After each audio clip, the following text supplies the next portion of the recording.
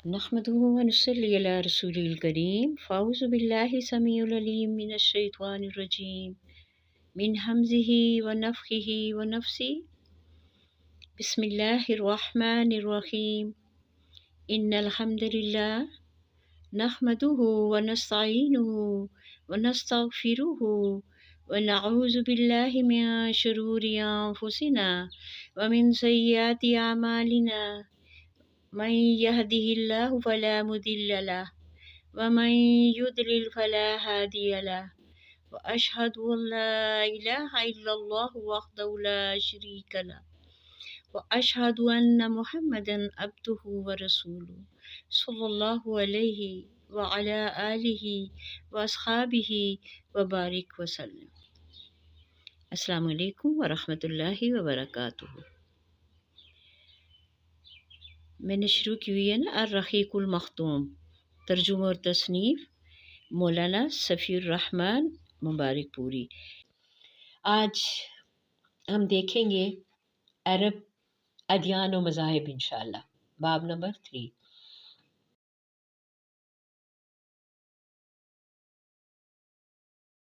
रब्बिश्रह ली सदरी व यस्सिर ली अमरी वहलुल उक़दतम मिन लिसानी यफ़क़हू क़ौली। रब्बना ज़िदना इल्मा अल्लाहुम्मा फ़क़िहना फ़िद्दीन अल्लाहुम्मा अरिनल हक़्क़ हक़्क़न वरज़ुक़ना इत्तिबाअ व अरिनल बातिला बातिलन वरज़ुक़ना इज्तिनाबा। आमीन सुम्मा आमीन या रब्बल आलमीन। दीन इब्राहिमी में कुरैश की बिदात, ये थे अहले जहलियत के अकायद व अमाल। इसके साथ ही इनके अंदर दीन इब्राहिमी के कुछ बाकियात भी थे, यानी दोनों ने ये दीन पूरे तौर पर नहीं छोड़ा था। चुनाचे वो बैतुल्लाह की ताज़ीम और उसका तवाफ़ करते थे, हज उम्रा करते थे, अरफात और मुज़दलिफ़ा में ठहरते थे और हदी के जानवरों की कुर्बानी करते थे। अलबत्ता उन्होंने इस दीन इब्राहिमी में बहुत सी बिदअतें ईजाद करके शामिल कर दी थी। मसलन कुरैश की एक बिदअत ये थी कि वो कहते थे हम हज़रत इब्राहीम अलैहिस्सलाम की औलाद है, हरम के पासवान, बैतुल्लाह के वाली और मक्का के बाशिंदे हैं। कोई शख्स हमारा हम मर्तबा नहीं और न किसी के हुकूक हमारे हुकूक के मसावी हैं। इसी बिना पर यह अपना नाम हुम्स, बहादुर और गर्मजोश रखते थे। लिहाजा हमारे शयान शान नहीं कि हम हदूद हरम से बाहर जाएं। चुनाचे हज के दौरान ये लोग अरफात नहीं जाते थे और न वहाँ से इफादा करते थे, बल्कि मुज़दलिफ़ा में ठहर कर वहीं से अफाज़ा कर लेते थे। अल्लाह ताला ने इस बिद्दत को इस्लाह करते हुए फरमाया सुम्मा अफ़ीदु मिन हैज़ु अफ़ाज़ अन्नास, यानी तुम लोग भी वहीं से अफाज़ा करो जहाँ से सारे लोग अफाज़ा करते हैं। इनकी एक बिद्दत ये भी थी कि वो कहते थे कि खम्स, यानी कुरैश के लिए हराम की हालत में पनीर और घी बनाना दुरुस्त नहीं, और ये दुरुस्त है कि बाल वाले घर यानी कंबल के खेमे में दाखिल हों, और ना ये दुरुस्त है कि साया हासिल करना हो तो चमड़े के खेमे के सिवा कहीं और साया हासिल करें। नंबर 2, उनकी एक बिद्दत ये भी थी कि वो कहते थे कि बैरून हरम के बाशिंदे हज या उम्रा करने के लिए आएँ और बैरून हरम के खाने की कोई चीज़ लेकर आएँ तो इससे इनके लिए खाना दुरुस्त नहीं। नंबर 3, एक बिद्दत ये भी थी कि उन्होंने बैरून हरम के बाशिंदों को हुक्म दे रखा था कि वो हरम में आने के बाद पहला तवाफ़ हम से हासिल किए हुए कपड़ों ही में करें। चुनाचे अगर उनका कपड़ा दस्तियाब न होता तो मर्द नंगे तवाफ़ करते और औरतें अपने सारे कपड़े उतार कर सिर्फ एक छोटा सा खुला हुआ कुर्ता पहन लेती और इसी में तवाफ़ करती। इस दौरान तवाफ़ में ये शेर पढ़ती थी अल यौमा यब्दू बादुहु औ कुल्लुहु वमा बदा मिन्हु फला अखिल्लुहु, यानी आज कुछ या गुल शर्मगा खुल जाने की जाएगी, लेकिन जो खुल जाए मैं उसे देखना हलाल नहीं करार देती। अल्लाह ताला ने इस खुराफात के खात्मे के लिए फरमाया या बुनैया یا بنی آدم خذو زینتکم عند کل مسجد، اے آدم کے بیٹو ہر مسجد کے پاس اپنی زینت اختیار کر لیا کرو۔ بہرحال اگر کوئی عورت یا مرد برتر اور معزز بن کر بیرون حرم لائے ہوتے اپنے لیے اپنے ہی کپڑوں میں طواف کر لیتا تو طواف کے بعد ان کپڑوں کو پھینک دیتا، ان سے نہ خود فائدہ اٹھاتا نہ کوئی اور فائدہ اٹھا سکتا تھا۔ قریش کی ایک بدعت یہ بھی تھی کہ وہ حالت حرام میں گھر کے اندر دروازے سے داخل نہ ہوتے تھے، بلکہ گھر کے پچھواڑے سے ایک بڑا سوراخ بنا لیتے اور اسی سے آتے جاتے تھے اور اپنے اس اجڑ پنے کو نیکی سمجھتے تھے۔ قرآن کریم نے اسے منع فرمایا ہے۔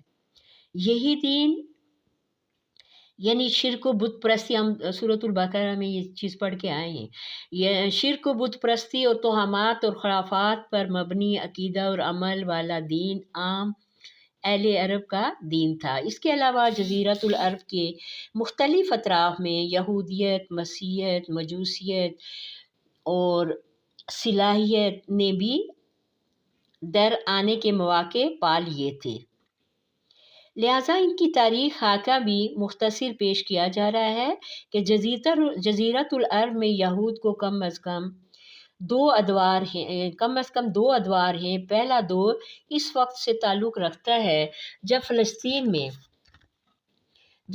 فلسطین میں بائبل اور عاشور کی حکومت کی فتوحات کے سبب یہودیوں کو ترک وطن کرنا پڑا۔ اس حکومت کے سخت گیری اور بخت نصر کے ہاتھوں یہودی بستیوں کی تباہی اور ویرانی، ان کا ہیکل کی بربادی اور ان کی اکثریت کی ملک یا باہل کو جلاوطنی کا نتیجہ یہ ہوا کہ یہود کی ایک جماعت فلسطین چھوڑ کر حجاز کے شمالی اطراف میں آ بسی۔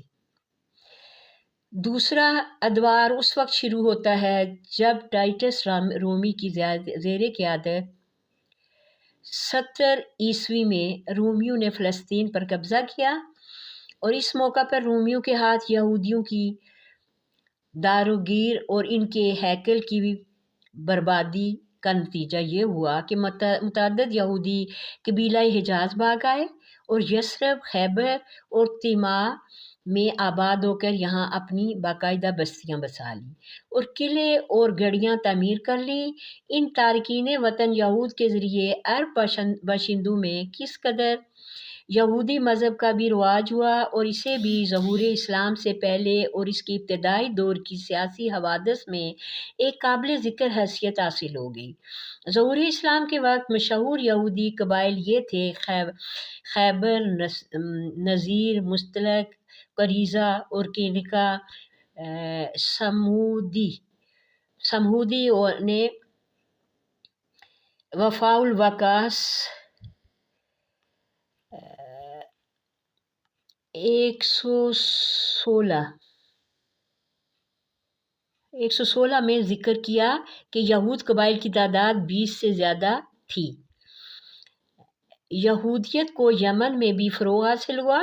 یہاں اس کے پھیلنے کا سبب طیان سید ابوکرب تھا۔ یہ شخص جنگ کرتا ہوا یثرب پہنچا، وہاں یہودیت قبول کر لی اور بنو قریظہ کے 2 یہودی علماء کو اپنے ساتھ یمن لے آیا اور ان کے ذریعے یہودیت کو یمن میں وسعت اور پھیلاؤ حاصل ہوا۔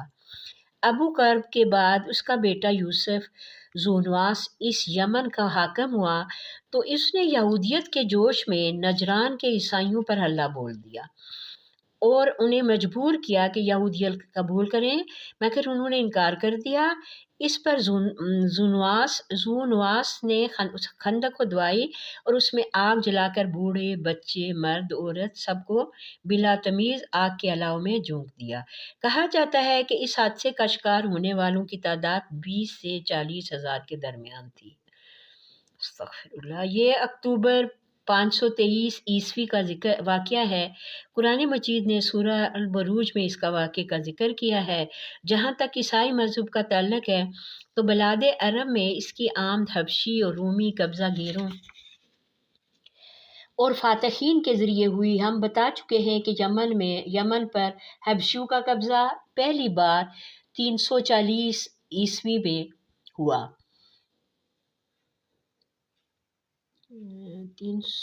240 عیسوی میں ہوا اور 378 عیسوی تک برقرار رہا۔ اسی دوران یمن میں مسیحی مشن کام کرتا رہا۔ تقریباً اسی زمانے میں ایک مستجاب الدعوات اور صاحب کرامات زاہد جس کا نام فیمون تھا نجران پہنچا اور وہاں کے باشندوں پر عیسائی مذہب کی تبلیغ کی۔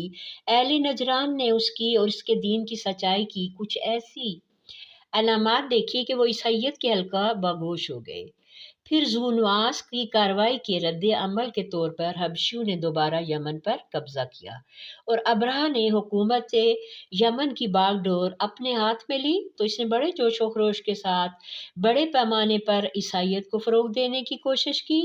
اسی جوش و خروش کا نتیجہ تھا کہ اس نے یمن میں ایک کعبہ تعمیر کیا اور کوشش کی کہ اہل عرب کو مکہ اور بیت اللہ سے روک کر اسی کا حج کرائے اور مکہ کے بیت اللہ شریف کو ڈھا دے، لیکن اس کی اس جرت پر اللہ تعالیٰ نے اسے ایسی سزا دی کہ اولین اور آخرین کے لیے عبرت بن گیا۔ دوسری طرف رومی علاقوں کی ہمسائیگی کے سبب اہل غسان، بنو تغلب اور بنو طاء وغیرہ قبائل عرب میں بھی عیسائیت پھیل گئی تھی، بلکہ ہیرا کے بعض عرب بادشاہوں نے بھی عیسائی مذہب قبول کر لیا تھا۔ جہاں تک مجوسی مذہب کا تعلق ہے تو اسے زیادہ تر اہل فارس کے ہمسایہ عربوں میں فروغ حاصل ہوا تھا، مثلاً عراق، عرب، بحرین، اقصی حجر اور خلیج عربی کے ساحلی علاقے، اور اس کے علاوہ یمن پر فارسی قبضے کے دوران وہاں بھی اکا دکا افراد نے مجوسیت قبول کی۔ باقی رہا صابی مذہب تو عراق وغیرہ کے آثار قدیمہ کی کھدائی کے دوران جو کتبات برآمد ہوئے ہیں ان سے پتہ چلتا ہے کہ یہ حضرت ابراہیم علیہ السلام کی کلدانی قوم کا مذہب تھا۔ دور قدیم میں شام و یمن کے بہت سے باشندے بھی اس مذہب کے پیرو تھے، لیکن جب یہودیت اور پھر عیسائیت کا دورہ ہوا تو اس مذہب کی بنیادیں ہل گئیں، اس کی شمع فروزاں گل ہو کر رہ گئی۔ تاہم ہجوم کے ساتھ غلط ملت ہو کر یا ان کے پڑوس میں عراق، عرب اور خلیج عربی کے ساحل پر اس مذہب کے کچھ نہ کچھ پیروکار باقی رہے۔ دینی عادت: جس وقت اسلام کا نیر تاباں طلوع ہوا، یعنی مذاہب و ادیان تھے جو عرب میں پائے جاتے تھے، لیکن یہ سارے ہی مذہب شکست اور رخت سے دوچار تھے۔ مشرکین جن کا دعویٰ تھا کہ ہم دین ابراہیمی پر میں شریعت ابراہیمی کے اوامر اور نواہی سے کوسوں دور تھے، اس شریعت نے جن مکارم اخلاق کی تعلیم دی تھی ان سے ان مشرکین کا کوئی واسطہ نہ تھا، ان میں گناہوں کا بھرمار تھی۔ طول زمانہ کے سب ان میں بت پرستوں کی وہی عادات اور سوم پیدا ہو چلی تھی جنہیں دینی خرافات کا درجہ حاصل ہے۔ ان عادات اور سوم نے ان کی اجتماعی، سیاسی اور دینی زندگی پر نہایت گہرے اثر ڈالے تھے۔ یہودی مذہب کا حال یہ تھا کہ وہ محض ریاکاری اور تحکم بن کر حاکم بن گیا تھا۔ یہودی پیشوا اللہ کے بجائے خوب رب بن بیٹھے تھے، لوگوں پر اپنی مرضی چلاتے تھے، ان کے دلوں میں گزرنے والے خیالات اور اونٹوں کی حرکات تک کا محاسبہ کرتے تھے۔ ان کی ساری توجہ اس بات پر مرکوز تھی کہ کس طرح مال و ریاست حاصل ہو، خواہ دین پہ بربادی ہی کیوں نہ ہو اور کفر الحاد کی فروغ ہی کیوں نہ حاصل ہو۔ ان تعلیمات کے ساتھ تساہل ہی کیوں نہ برتا جائے جس کی تقدیس کو اللہ تعالیٰ نے ہر شخص کو حکم دیا ہے، جن پر عمل درآمد کی ترغیب دی ہے۔ عیسائیت ایک ناقابل فہم بت پرستی بن گئی تھی اور اس نے اللہ اور انسان کو عجیب طرح سے خلط ملط کر دیا تھا۔ پھر جن عربوں نے اس دین کو اختیار کیا تھا اس پر اس دین کی کوئی حقیقی اثر نہ تھا، کیونکہ ان کی تعلیمات ان کے مألوف طرز زندگی سے میل نہیں کھاتی تھی اور وہ اپنے طرز زندگی چھوڑ نہیں سکتے تھے۔ باقی ادیان عرب کے ماننے والوں کا حال مشرکین ہی جیسا تھا، کیونکہ ان کے دل کے یکساں تھے، عقائد تھے ایک سے تھے اور ہم رسم و رواج میں ہم آئینگی تھی۔ آگے انشاءاللہ باب نمبر 4 جاہلی معاشرے کی چند جھلکیاں دیکھیں گے۔ وآخر دعوانا ان الحمد للہ رب العالمین۔ السلام علیکم ورحمۃ اللہ وبرکاتہ۔ سبحانك اللهم وبحمدك نشهد أن لا إله إلا أنت نستغفرك ونتوب إليك. صلى الله تعالى على خير خلقه محمد وعلى آله وأصحابه وأجمعين برحمتك يا أرحم الراحمين. آمين ثم آمين يا رب العالمين.